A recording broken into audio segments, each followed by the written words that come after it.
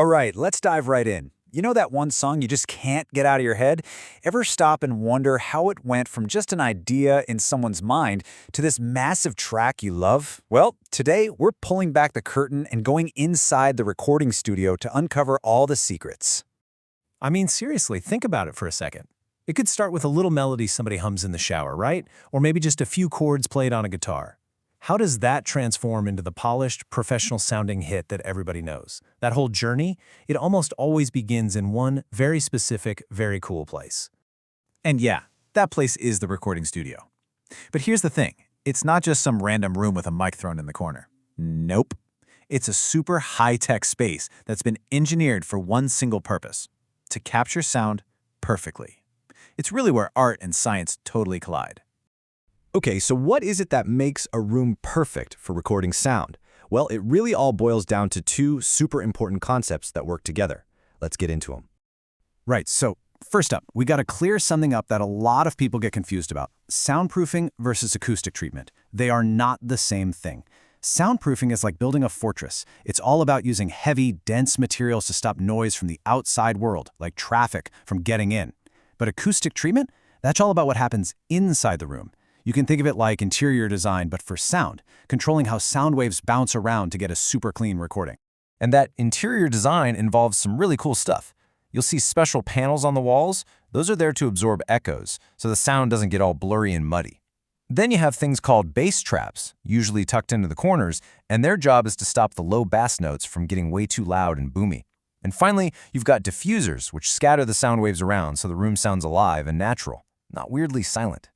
The whole goal is just to capture the purest, cleanest sound possible. Okay, so now we have this perfectly treated space. What's actually in it? Well, pretty much every professional studio is split into two key rooms, and each one has a really important and very different job to do. First, you have the live room. This is where the magic happens. It's basically the stage.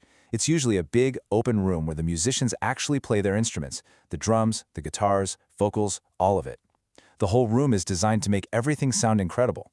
So yeah, anytime you see a video of a band rocking out in a studio, they're in the live room. And who's watching them through that big sheet of glass? That's the audio engineer, and they're sitting in the control room. You can think of this place as the studio's command center, or its brain. It's totally packed with a giant mixing board, computers, and these super accurate speakers. This is where all the technical stuff goes down and where every critical decision about the sound is made. So we've got the perfect rooms, but what about the actual gear? I mean, how does the sound of someone singing or playing an instrument literally go from being a vibration in the air to becoming a digital file on a computer? It's a pretty cool process. It all follows a journey that we call the signal path. So check this out. It starts with the sound source, like a voice. A microphone then captures those sound waves and turns them into a tiny electrical signal. That signal travels down a cable to a box called an audio interface, which acts like a translator, converting the signal from analog to digital. And finally, that digital signal goes into the computer where it's recorded by software called a DAW.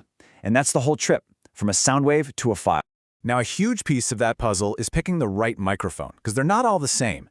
You've basically got two main types. On one hand, there are dynamic mics. These are the tough workhorses. You use them for loud stuff like drum kits or a blasting guitar amp.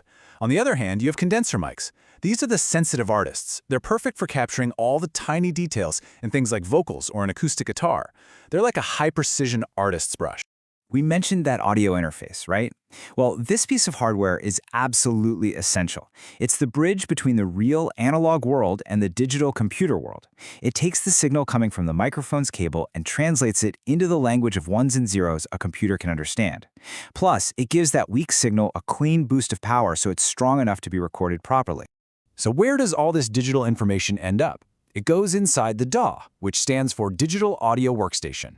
This software is basically the modern-day version of a giant tape machine, but it's way more powerful. It lets you actually see the sound as visual waveforms, making it super easy to record, edit, chop things up, and arrange all the parts of a song. Okay, so we've got the space, we've got the gear. Now it's time for the real fun to begin, actually capturing the performance. This is the moment the song really starts to come to life. Making a song is all about building it up, layer by layer. It usually starts with tracking, which is just recording the foundation of the song, the drums and the bass. Once that's solid, they move on to overdubbing. This is the part where artists add all the other layers, like guitar solos or harmony vocals. And the whole time, the engineer is watching the levels like a hawk to avoid something called clipping. That's when the signal gets too loud and you get this awful, crunchy digital distortion. So, after all the parts are recorded, you're left with dozens, sometimes even hundreds, of raw audio tracks. But at this point, it doesn't sound like a finished song yet. It's more like a giant pile of ingredients. And that's where the last two absolutely critical steps come in. So let's break down mixing versus mastering.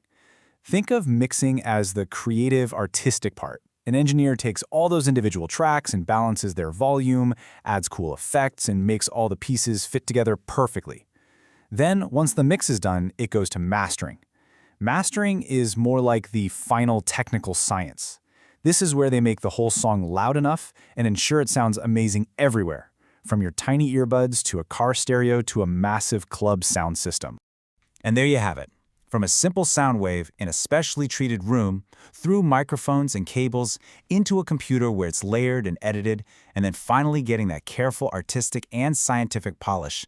That is the incredible journey every song takes before it reaches your ears. So next time you press play on your favorite song, you'll know all the secrets that went into making that track happen. You know, it kind of makes you think, now that you know how it's all done, if you were in the studio, what kind of sound would you create?